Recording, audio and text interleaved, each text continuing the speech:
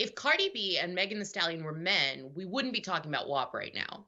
Oh, social conservatives would certainly be speaking out, just as they did about Madonna and Metallica and Elvis. But the sexual vulgarity in WAP isn't notably different from thousands of other songs Americans have jammed to for decades.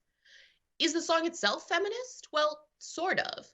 On the one hand, it undeniably caters to the male gaze. On the other, it does so in a way that pokes fun at the video hoe trope and reclaims ownership of women's sexuality while putting the focus on their pleasure. Where previous hits have slurred whore in an attempt to degrade women men sexually desire, WAP's chorus cheerfully embraces the word as a celebration of women's sexual empowerment. Ben Shapiro says this is what the feminist movement is all about, that it's not really women being treated as independent, full-rounded human beings. But he's wrong. A woman's sexuality is part of what makes her a full-rounded human being. Cardi B is a wife. She's a mother. And she's a former sex worker who writes and performs suggestive songs that normalize women's pleasure. When I saw Cardi B's WAP, I thought it was a joke. I thought it was something that it was made to make fun of music. But as I watched the video, I saw, no, this is serious. This is a video that has millions of dollars backed behind it. This is a video that pop culture and pop music is saying, this is what is cool. This is what is great. Now, if it was just the horrible lyrics, I've heard a lot of pop music as a musician myself. I know most songwriters are not the same ones singing the song, and Cardi B undoubtedly is not. But these lyrics are so simple and cater to such a debased person who's listening to them. I mean, they're not even about women empowerment. I'm all about women empowerment, but this doesn't empower anybody. Also, showing her body straight to the screen with just nipple covers doesn't do anything for my sexuality or to say that I'm proud and strong. Cardi B started off as a stripper. I'm not the moral police. I don't care about that. I've stripped before, but it seems she just continues to be a stripper but make millions of dollars. The interviews after this video were just as atrocious, where she's saying, women from the video were saying, this is how you make money. You suck, you fuck, and you tax those niggas. Is this what we're teaching women? No, don't have a business. Don't be strong. Don't be your own person. But no, don't cook, don't clean, still get the ring, ride that dick, and you can get a car. Amazing, except it's not. This video is just trash. I say throw it all away and cancel Cardi B for what she's doing. Hello and welcome back to another Millennial Minute. You've already heard from our guest, Joy Vila, recording artist and author of Kick-Ass Conservative, and Kat Murti, executive director of Feminists for Liberty. Now, ladies, let's get right into it. As you both have said your comments, but did you find Cardi B's new song and music video offensive? I wouldn't say offensive because I don't like to say that I get offended by something, but it is offensive in the way that the lyrics are just trash. I mean, they're teaching women to be a hoe. It's not reclaiming the word as I would hope.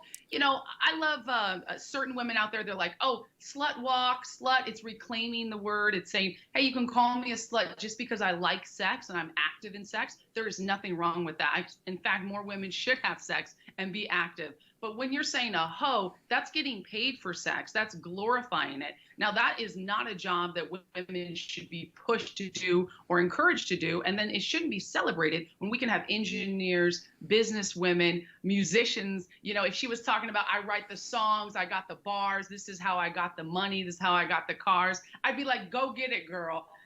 I may not be a fan, but go do your thing. She's literally talking about writing dick for money and celebrating it. And to me, that's not women empowerment. That's just disgusting. How about you, Kat? Yeah, well, I certainly don't think that women should be forced into sex work. However, I don't think that what I see here is an argument for that by any means. Instead, I actually want to go back to, Joy, what you were saying about Cardi B talking about being a stripper, because she's commented on this. She said, you know, people always ask me, why do I keep talking about how I used to be a stripper?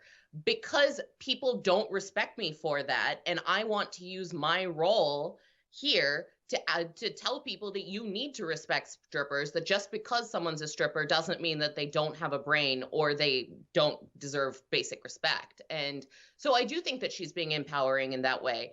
And yes, I think that if this song was coming out in a vacuum, would it be empowering? Absolutely not. But it's not. I actually did read it as somewhat of a joke, right? Because we see thousands of songs with very similar themes that are coming out, except that generally speaking, we have these booty hoes in music videos and they have no agency. We have these lyrics that talk about women as objects, right? And yes, you can argue that Cardi B in a way is objectifying herself, but it's a choice that she's making and it's a power that she's taking out of it. And I think that that has a very real impact as well. Now, can we agree, ladies, that men have been making music about people's bodies and sexuality for decades now? Is that different for women? Joy. It's definitely just as gross. I think there is that line, Kat, like you were saying, objectification.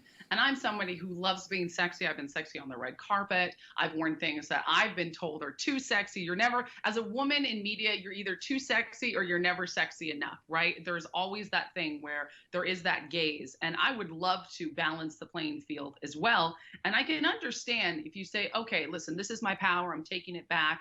Cardi B, I don't think she should stop talking about being a stripper. I think she should tell her story and where she comes from. That's fantastic. But there's a difference in saying, listen, I was this and now I'm a mom, a wife, a business owner, a musician, a rapper, this.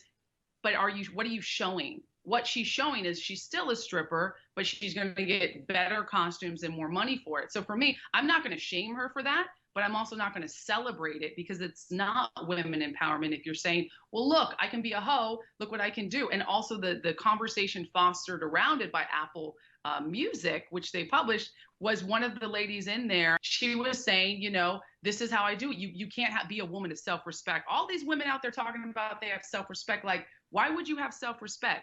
Tax these niggas. That's how you get paid. Scare money don't make money. Which is street dialect for saying you got to make money by taking money from guys. And Cardi B also has that background where she admitted to drugging guys and stealing from them, which if this was a man, women would be absolutely outraged, as they should. But just because it's a woman doing these crimes and celebrating them doesn't mean it should be less outrageous. And I think we should hold women to the same accountability as we hold men. And absolutely, I don't want to see this from a man. I don't want to see this from a woman. And how about you, Kat? Do you feel that there is a double standard here in the music industry?